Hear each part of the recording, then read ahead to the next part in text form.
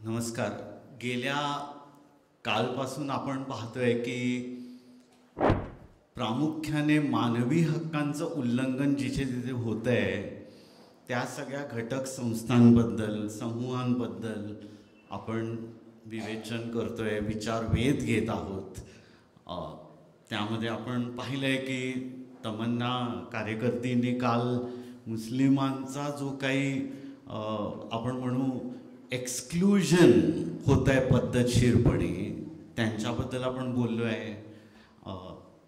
हिंदू मुस्लिम यांच्या बाबतीत आपण पाहिलं आहे की आज राम पुनियानींनी कसे मुस्लिम पद्धतशीरपणे एक्सक्लूड केले जातात पॉलिटिक्समध्ये ते पाहिलं आहे जनमानसांमध्ये. मी अशाच एका दुसऱ्या घटक संस्थेबद्दल घटक समूहांबद्दल बोलतो आहे जे एक्सक्लूड केले जातात. जेव्हा आपण समाज म्हणतो तर समाजातली लोक कशी राहतात, त्यांचं जगण्याचं क्वालिटी ऑफ लाईफ कसं आहे त्यावरनं त्या समाजाचं निरीक्षण केलं जातं की तो प्रगत आहे का मागास आहे, राईट. आणि जेव्हा आपण समाज म्हणतो तर आपल्याला प्रामुख्याने पुरुष आणि स्त्रिया असेच दिसतात. पण जे पुरुष आणि स्त्रिया नाही आहेत किंवा जे परंपरेने वर्षानुवर्ष पुरुष आणि स्त्री म्हणून पाहिले जातात त्याच्या पलीकडे असणारे सुद्धा लोक आहेत जे अदृश्य रूपात आहेत, त्यांच्याबद्दल मला बोलायला आवडेल. आणि तोच विषय मला देण्यात आलेला आहे की स्त्रीवादाच्या संदर्भात लैंगिक हक्कांचं रक्षण.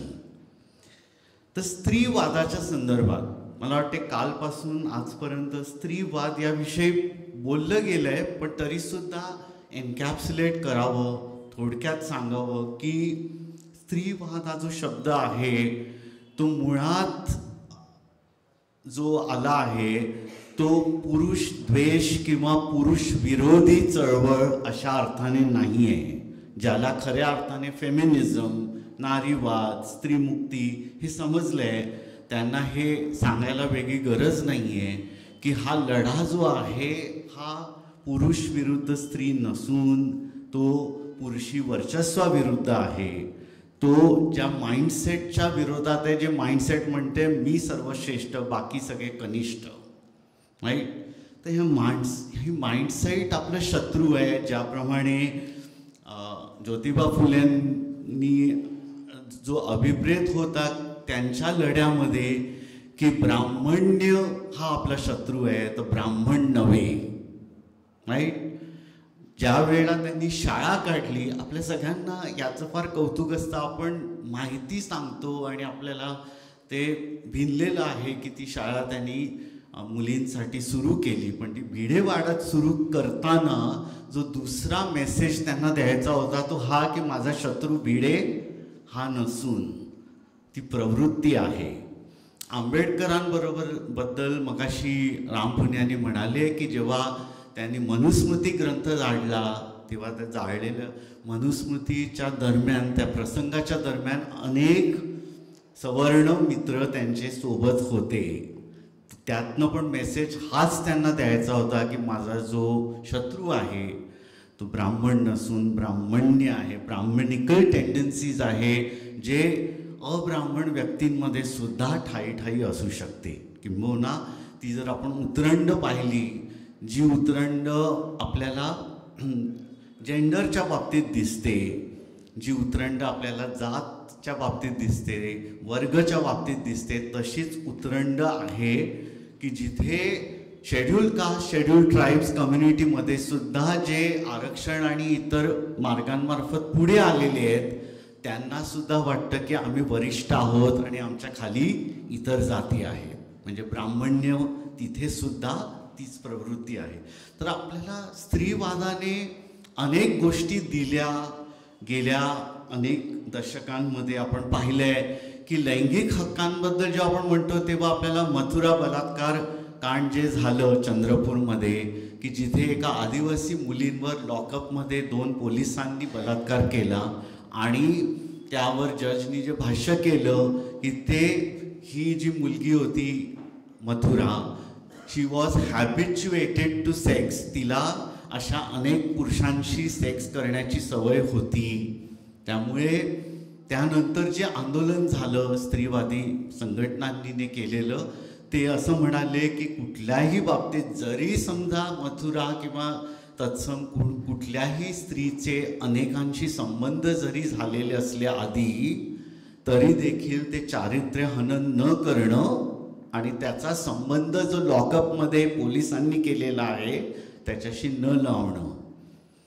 तर हे अनेक आपण तिथे जेव्हा आपण लैंगिकतेबद्दल जेव्हा बोलतो आणि एकंदर स्त्रीवादाने, आणि आपल्या सगळ्यांना ठाऊक आहे की स्त्रीवादाचे सुद्धा 3 टप्पे आपण म्हणू, 3 लाटा अशा झालेल्या आहेत.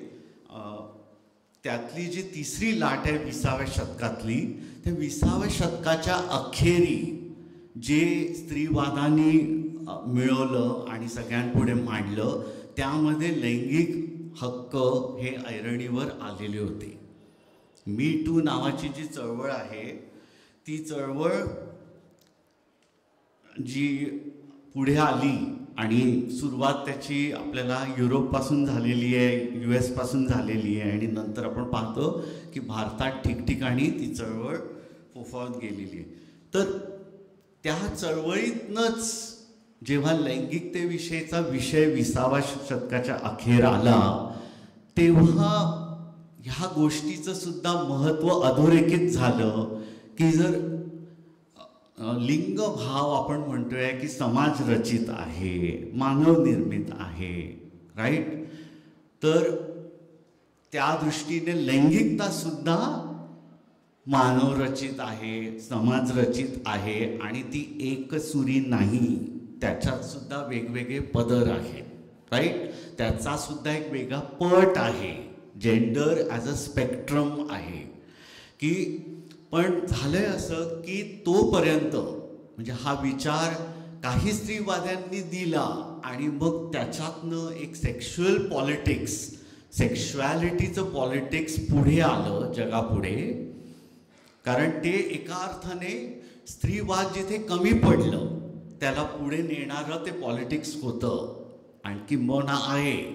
कारण आजही स्त्रीवादांमध्ये जे वेगवेगळे स्टँड्स आहेत त्याच्यातलं काही स्टँड्स असं मान्य करतात की प्रामुख्याने 2च जेंडर आहेत आणि त्यामुळे हे जे दुसरं पॉलिटिक्स आहे ते त्यांना माहीत नाही आहे, मान्य नाही आहे, त्यांच्याबद्दल ते सजग नाही आहेत, हे सुद्धा आहे. म्हणून मग जिथे एक वाद कमी पडला तिथे दुसरा लैंगिकतावाद किंवा आपण म्हणू लिंग समतावाद हा 20व्या शतका अखेरपासून ते आत्तापर्यंत त्या तिसऱ्या लाटेचाच एक पुढचा भाग म्हणून आत्ता सध्या त्याचे वेगवेगळे रूपं आपण पाहतोय की तो वाद कसा पुढे सरकला गेलाय.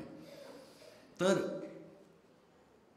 आपण ह्या ज्या अभ्यास जो झाला 20व्या शतकाच्या अखेर, त्याच्यामध्ये एक गोष्ट प्रामुख्याने आली की आपण कप्पेबंद पद्धतीने जेंडरकडे जे बघत होतो ते मोडल्याशिवाय आपल्याला पुढे जाता येणार नाही.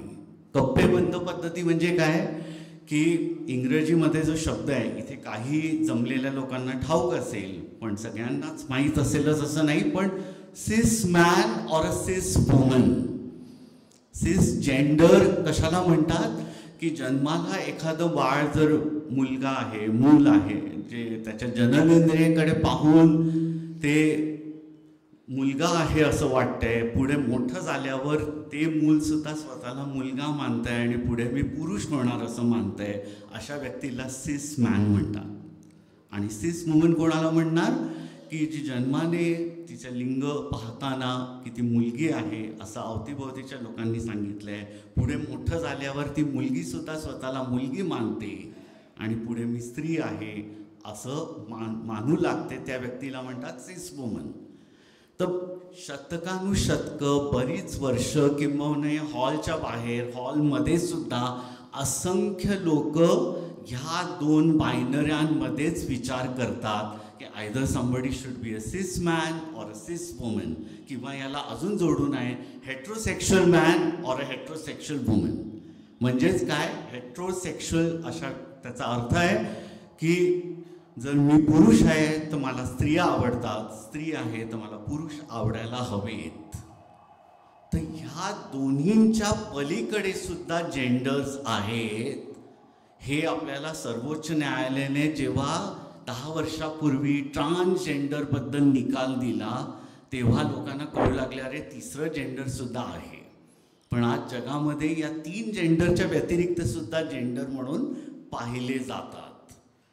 तर आपण हे लक्षात ठेवलं पाहिजे की सिस जेंडर आणि हेट्रोसेक्शुअल हा जो शब्द आहे, सिस पर्सन और हेट्रोसेक्शुअल पर्सन, यातनं काय महत्त्वाचं अधोरेखित आहे की ही जी व्यवस्था आहे समाजातली, जिला आपण म्हणू पुरुष प्रधान व्यवस्था, पितृसत्ता ढाच्यावर आधारित व्यवस्था, त्याचं अजून एक लक्षण आहे की ते हेट्रोनॉर्मेटिव्हिटीला प्रमोट करते. आता हेट्रोनॉर्मेटिव्हिटी म्हणजे काय की जे हेट्रोसेक्शुअल आहेत आणि जगात वावरतात तेच नॉर्मल, जे हेट्रोसेक्शुअल नाही आहेत ते अबनॉर्मल. आणि अशा प्रकारे आपल्या अवतीभोवती या हेट्रोनॉर्मेटिव्हिटीला बढावा देणारे सगळ्या अवतीभोवतीचे घटक संस्था आहेत. मग ते अगदी शिक्षण संस्था असेल, धर्मसंस्था असेल, माध्यम संस्था असेल, शासन संस्था असेल किंवा गव्हर्नन्स तर आपण म्हणालोच आहे. तर ह्या सगळ्या ज्या समाजातल्या घटक संस्था आहेत, या द्वैताला, द्वैत म्हणजे काय आपण म्हणू बायनरी, ह्या ज्या 2 बायनरी आहेत, सिस मॅन और सिस वुमन, हेट्रोसेक्शुअल मॅन और, या 2च्या पलीकडे लोक आहेत याचं आपल्याला भान नाही आहे. तर आपल्याला सगळ्यात आधी म्हणजे समलैंगिकतेच्या लढ्यांकडे आपण जर पाहिलं की त्यांना मान्यता मिळावी म्हणून सगळ्या जणांना माहीत नसेल पण एक 10-12 वर्ष प्रदीर्घ कायदेशीर लढा द्यावा लागला आहे. आणि ज्यांनी तो अभ्यास केला आहे त्यांना ठाऊक असेल की काही वर्षापूर्वी जेव्हा 3 जजेसच्या खंडपीठाने निर्णय दिला तेव्हा त्यातल्या इंदू मल्होत्रा ज्या जज आहेत त्या म्हणाल्या की समलैंगिक स्त्रियांवर, लेस्बियन शब्द त्यांनी वापरलाय, त्यांच्यावरती पद्धतशीरपणे आपण जे अन्याय केलेला आहे त्याबद्दल ते आपल्याला कधी माफ करणार नाही. म्हणजेच काय की त्यांचं अस्तित्व आपण मान्य नाही केलं, त्यांना माणूस म्हणून आपण जगू नाही दिलं, त्यांना प्रेम कोणावर करावं हा जो त्यांचा हक्क आहे त्यावर गदा दिला, याबद्दल त्यांनी भाष्य करायला सुरुवात केली. पण आपल्याला ठाऊक आहे की त्यांना आजही मान्यता मिळाली आहे ती कसली आहे, कायदेशीर मान्यता. ती मान्यता काय आहे की द राईट टू लव्ह, आणि त्याला आधार, सगळ्यात मोठा आधार आहे तो आहे कॉन्स्टिट्यूशनल मोरॅलिटी. आम जनतेची मोरॅलिटी नाही. कॉन्स्टिट्यूशन काय म्हणते, जर एका व्यक्तीला समलिंगी आकर्षण वाटतंय म्हणजे ते वाटतंय, तो घटनेने दिलेला अधिकार आहे, त्यांना प्रेम कोणाशी करायचं आहे, कसं करायचं आहे हा त्याचा प्रश्न आहे ज्याचा त्याचा, राईट. कॉन्स्टिट्यूशनल मोरॅलिटीचा आधार घेत ते जजमेंट आलं खरं. आणि ते मगाशी म्हटल्याप्रमाणे ज्याला माहिती आहे तो दीर्घ लढा काय झाला 12-1 वर्ष, की आधी दिल्ली हायकोर्टाने नास फाउंडेशनच्या एका केसमार्फत सर्वात प्रथम डॉक्टर AP शाह, सॉरी जे जज AP शाह आहेत त्यांनी तो जजमेंट दिलेला. आणि त्यानंतर त्याला आपले सगळे बाबा रामदेवपासून अनेक लोकांनी त्याच्यावर याचिका दाखल केल्या, पेटिशन. आणि जवळजवळ 8-10 वर्ष, त्यातले सुरुवातीचे काही वर्ष न्यायव्यवस्थेने म्हटले यावर आम्हाला भाष्य करण्याची गरज नाही आहे कारण आमच्या अख्यात्रीतला विषय नाही आहे. पण नंतर दीर्घ रेट्याच्या लढ्यानंतर आणि विशेषतः 2 समलिंगी स्त्रियांनी, अरुंधती एकीचं नाव आहे, की त्या लढल्या सुप्रीम कोर्टामुळे. म्हणून मग सर्वोच्च न्यायालयाला तो निवाडा द्यावा लागला की प्रत्येकाला आपल्याला हवा तसा जोडीदार निवडण्याचा अधिकार आहे. आता हा अधिकार दिला त्याच्या आधी 2014ला नालसा जजमेंट जे झालं त्याच्या अंतर्गत ट्रान्सजेंडर्स यांना मान्यता देणारा निकाल लागला होता. ट्रान्सजेंडर्सचा निकाल देताना एक महत्त्वाचा शब्दप्रयोग सर्वोच्च न्यायालयाने केला जो खरं तर आपल्या सगळ्यांसाठी महत्त्वाचा आहे, की right to self determination of one's own gender.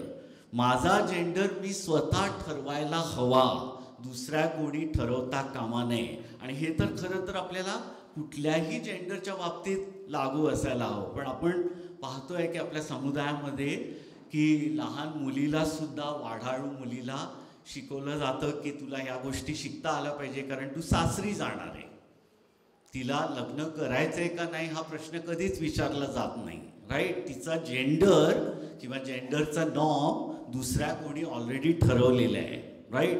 तर इथे ट्रान्सजेंडरबद्दल right to self determination of one's own gender असा शब्दप्रयोग केलेला आहे. आता प्रश्न असा आहे की ज्याला त्याला ठरवण्याचा, म्हणजे मी ट्रान्स व्यक्ती आहे हे मी स्वतः सांगता आलं पाहिजे psychologically, what I think, right. पण तसं प्रत्यक्ष होताना दिसत नाही आहे.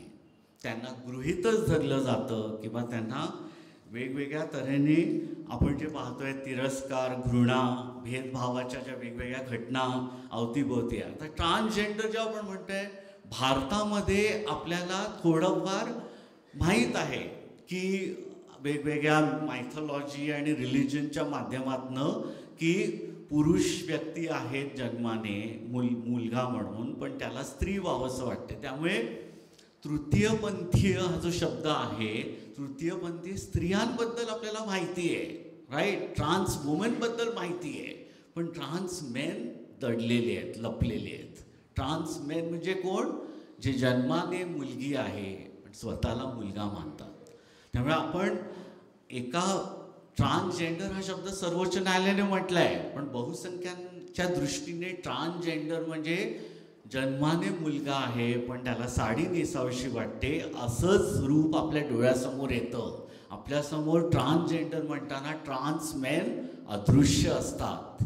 त्यामुळे त्या घटकांबद्दल पण आपण विचार करायला हवा. आता इथे जमलेले जे तरुण आहेत त्यातल्या काही जणांना हे जे शब्दप्रयोग आहेत LGBTQIA कदाचित सर्वच तरुणांना माहीत असतीलच असंही नाही आहे, हे मी स्वतः सांगू शकतो. कारण बऱ्याच जणांना म्हणजे ट्रान्सजेंडर म्हणजेच इंटरसेक्स व्यक्ती अशा अर्थाच्या भ्रमसुद्धा, चुकीच्या कल्पना लोकांमध्ये भरलेल्या आहेत. तर ट्रान्सजेंडर पूर्णपणे वेगळे व्यक्ती आहेत, इंटरसेक्स पूर्णतः वेगळे व्यक्ती आहेत. इंटरसेक्स कोणाला म्हणावं की जन्मल्यानंतर जे बाळाचं मगाशी म्हटल्याप्रमाणे लैंगिक जननेंद्रिय पाहून तुम्ही ठरवता की मुलगा आहे का मुलगी. जेव्हा ते ठरवून नाही शकत, जेव्हा तुम्ही संदिग्ध आहात, मला माहीत नाही आहे, तर अशा बाळाला म्हणतात इंटरसेक्स चाइल्ड. आणि असे हजारो बाळ जन्मतात जे अदृश्यच असतात, त्यांच्याबद्दल माहीतही नसतं की किती इंटरसेक्स आहेत आपल्या अवतीभोवती. तर आपण आता LG पासून जर पाहिलं, L म्हणजे लेस्बियन, स्त्री आहे जिला स्त्री आवडते, G म्हणजे गे, जो पुरुष आहे त्याला पुरुष आवडतो, B म्हणजे बायसेक्शुअल, ज्याला दोन्ही आवडू शकतात, T म्हणजे ट्रान्सजेंडर, Q म्हणजे क्युअर शब्दाचा अर्थ आहे विक्षिप्त. आणि हा एक शिवी म्हणून ह्या समुदायाला उच्चारलं गेलं. पण मग क्युअर कम्युनिटीतलेच लोक म्हणाले आम्हाला क्युअर म्हणायला काही गैर चुकीचं वाटत नाहीये, वी आर क्युअर, आम्ही वेगळेच आहोत, आम्ही वेगळेच आहोत अशी मान्यता आम्हाला द्या. म्हणून संपूर्ण या समुदायासाठी सुद्धा क्युअर कम्युनिटी असा शब्दप्रयोग केला जातो. LGBTQI, आय म्हणजे इंटरसेक्स, ए म्हणजे असेक्शुअल. असेक्शुअलचा अर्थ आहे की जे लैंगिक कृती करण्याची क्षमता आहे ज्यांच्यामध्ये, पण त्यांच्याबद्दल इच्छा नाही आहे. हा शब्द मी मुद्दाम सांगितला कारण गृहीत चुकीचे भ्रामक कल्पना काय आहे की ते लैंगिक कृती करूच शकत नाही, हे पूर्णतः चुकीचं आहे. असेक्शुअल म्हणजे करू शकतात पण त्यांना त्यामध्ये इंटरेस्ट नाही आहे, त्यांना रोमॅन्टिक जवळीकमध्ये इंटरेस्ट आहे, राईट. तर आणि हा शब्दप्रयोग करताना LGBTQIA+ म्हटलंय. प्लस म्हणजे तो स्पेक्ट्रम प्रदीर्घ आहे. आता हे शब्दप्रयोग ज्यांना ठाऊक आहे त्या भारतातल्या तरुणांना हे ठाऊक नाही की बऱ्याचशा ग्रामीण भागामध्ये, अनेक भागांमध्ये या संबंधी सोप्या भाषेमध्ये अर्थ समजून सांगण्याची व्यवस्था नाही आहे, राईट. समलिंगी पुरुष किंवा समलिंगी स्त्रियांबद्दल बोलता येईल. बायसेक्शुअल व्यक्ती काय असतात, ट्रान्स व्यक्ती म्हणजे कोण. आता ट्रान्स व्यक्तीकडनंच आपल्याला शिकायला हवं की ते असा प्रतिप्रश्न करू लागलेत की ट्रान्सजेंडरला सर्वोच्च न्यायालयाने जे मान्यता दिली तेव्हा शब्दप्रयोग काय सांगितलं, let's recognise them as the third gender. तर ट्रान्स कम्युनिटीकडनं प्रतिप्रश्न येतो की तुम्ही जेव्हा आम्हाला म्हणतात तृतीयपंथीय, तेव्हा त्यात काय गृहीत आहे की प्रथम लिंगी जो आहे तो पुरुष आहे, द्वितीय लिंगी म्हणजे स्त्रिया, आणि तृतीय म्हणजे हे कोणी ठरवलं बरं. हा प्रश्न तृतीयपंथीयांकडनं आहे. तेव्हा आपल्यासारख्यांनी आमच्याच एका कार्यकर्त्यांनी जो शब्द सगळ्यात पुढे आणला आणि तो रूढ करण्याचा प्रयत्न केला, तो सर्वांनी रूढ करायला हवा. तो शब्द मगाशी माझी ओळख करून देताना सांगण्यात आलं, पारलिंगी. आपल्याला तो शब्द रूढ करायला हवा तृतीयपंथीय शब्दाच्या ऐवजी. तर तृतीयपंथीय शब्द आपण जर हे काढला, पारलिंगी व्यक्तींचे जे प्रश्न आहेत त्यामध्ये काल जसे बोलण्यात आलेले की रोजगारापासून ते अगदी वेगवेगळ्या ठिकाणी त्यांना शौचालयाची बांधणी नाही आहे, इथपासून ते रेशन कार्डामध्ये नाव नसणं.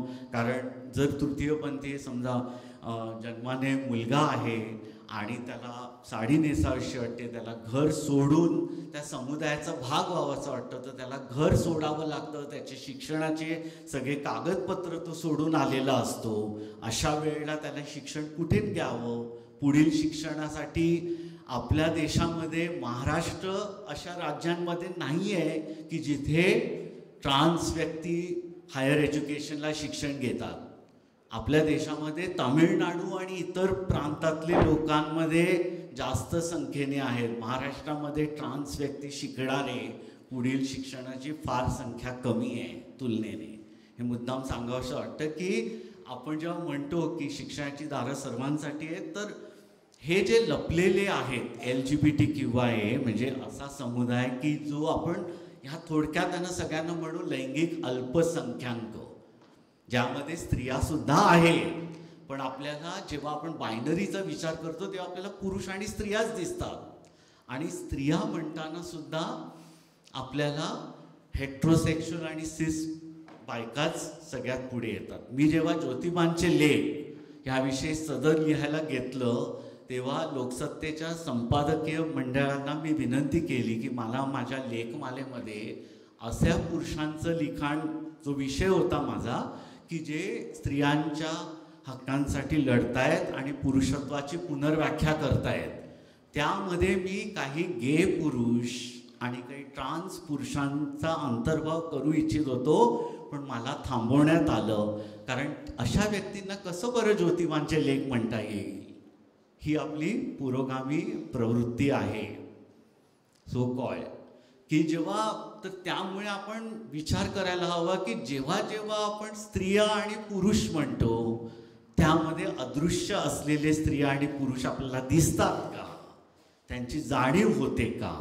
तर आपल्याला 3-4 गोष्टी म्हणजे थोडक्यात मी सांगतोय की आता एकंदर परामर्श घेतला की जे लपलेले आहेत, अदृश्य रूपात आहेत अशा व्यक्ती की ज्यांच्या केवळ आयडेंटिटीमुळे, आणि ती कुठली सेक्शुअल आयडेंटिटी, या आयडेंटिटीमुळे त्यांना भेदभाव आणि वेगवेगळ्या तऱ्हेच्या हिंसाचार गैरवर्तनाला सामोरे जावं लागतंय.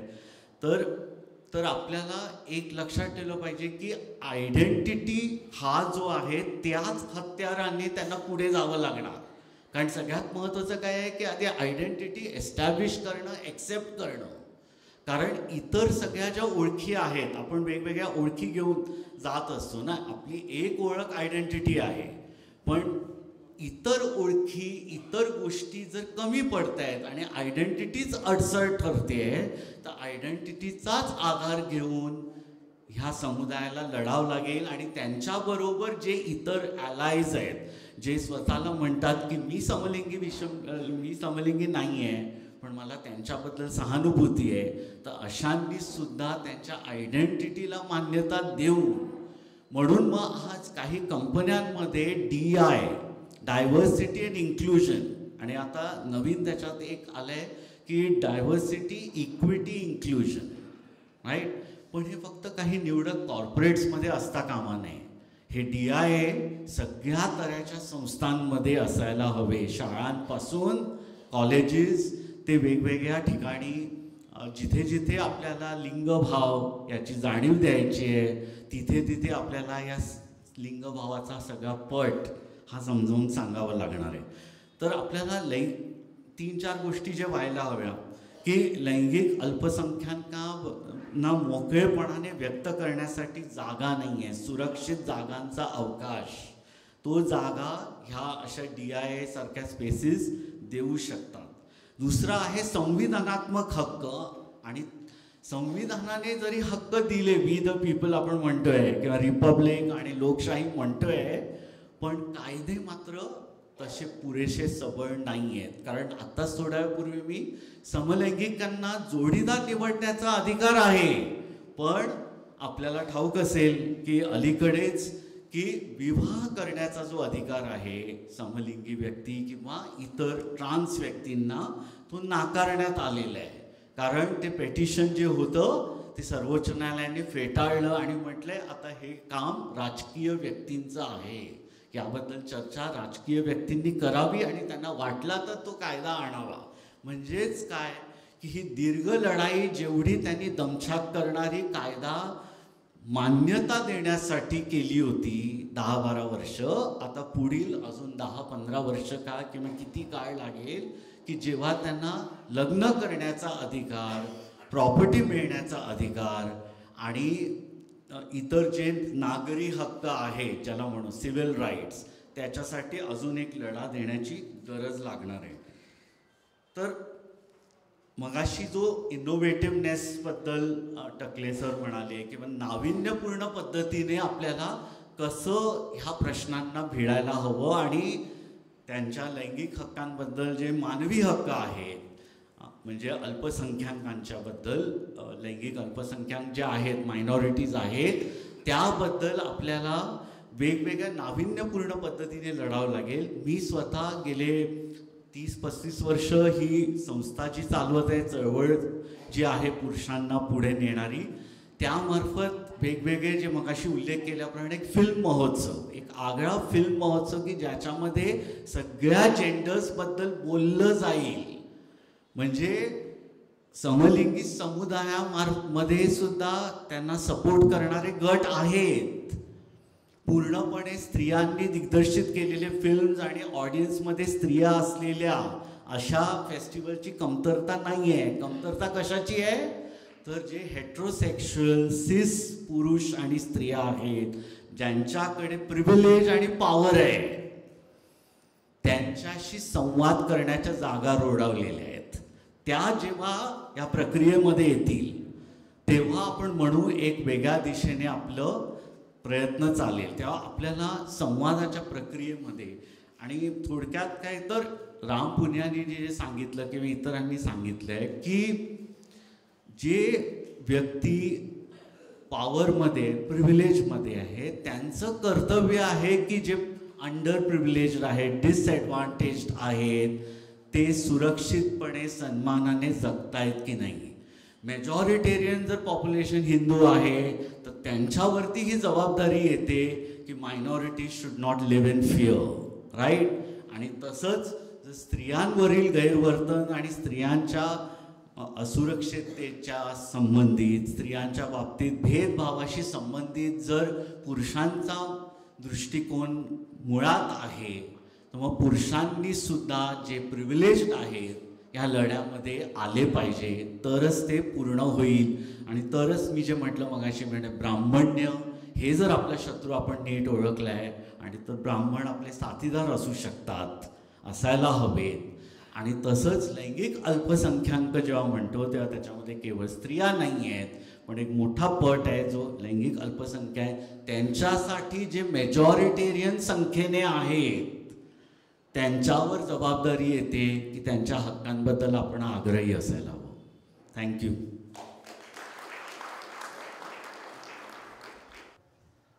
मला एक तो प्रश्न आहे की आपल्याकडे तृतीयपंथीय व्यक्तींचे काही ठिकाणी सरकार शासकीय सेवांमध्ये ऑपॉर्च्युनिटीज देण्याचे प्रयत्न केले गेले, त्यात त्यांचे लैंगिक अत्याचार झाल्यामुळे त्यांचे करिअर व त्यांच्या संधी मेट्रो सिटी आणि ग्रामीण भागात त्यांच्या अडचणी सोडवण्यासाठी काय करता येईल. तर खरं हे दोन्ही जोडून लिहिले आहेत मुद्दे, की त्यांच्यावर झालेले अत्याचार उल्लेख आहे आणि करिअरसाठी काय करता येईल. तर करिअरसाठी मला असं वाटतं की मुळात त्यांच्यामध्ये काय क्षमता आहे, जशा कुठल्याही व्यक्तींमध्ये आहेत की शिक्षण किती आहे हे एक मापक असतं, पण तुझ्यात काय क्षमता आहे ते ओळखून त्या संधी त्यांना तशा मिळायला पाहिजेत.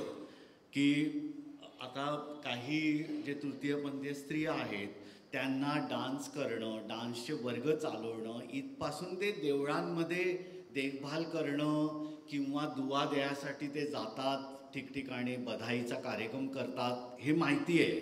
पण किती जणांना माहिती आहे की ट्रान्सजेंडर कॅफे चालवत आहेत नवी मुंबईमध्ये. पोलीस भरतीमध्ये चेन्नईमध्ये मात्र तृतीयपंथी किंवा पारलिंगी म्हणायला हवा शब्द, पारलिंगी स्त्रिया आहेत, पण महाराष्ट्रात नगण्य आहेत. हा प्रश्न आपल्याला सतवायला हवा की अभिमानाने चेन्नई पोलीस सांगताय की we have trans woman, but we have on the contrary seen की पोलिसांमध्ये भरती झालेल्या आणि नंतर उघडकीस आलेली व्यक्ती पारलिंगी आहे म्हणून त्यांना भेदभावाच्या गोष्टी सामोरे जावे लागलेल्या घटना दिसत आहेत. आणि असे अनेक मागे गौरी सावंत ज्या आहेत त्या म्हणाल्या की अनेक ठिकाणी जिथे स्वतःचा लघुउद्योग सुरू करण्यासाठी प्रयत्न झाले, म्हणजे उदाहरणार्थ काही खाद्यपदार्थ बनवणं, तिथे पोलीस आणि इतर लोक फुकटचं कसं खाता येईल हेच पाहायला लागले आणि त्यांना अर्थार्जन बाजूलाच राहिलं म्हणून बंद पाडावे लागले उद्योग, कारण त्यांच्याकडे त्या दृष्टीने पाहिलं गेलं नाही आहे.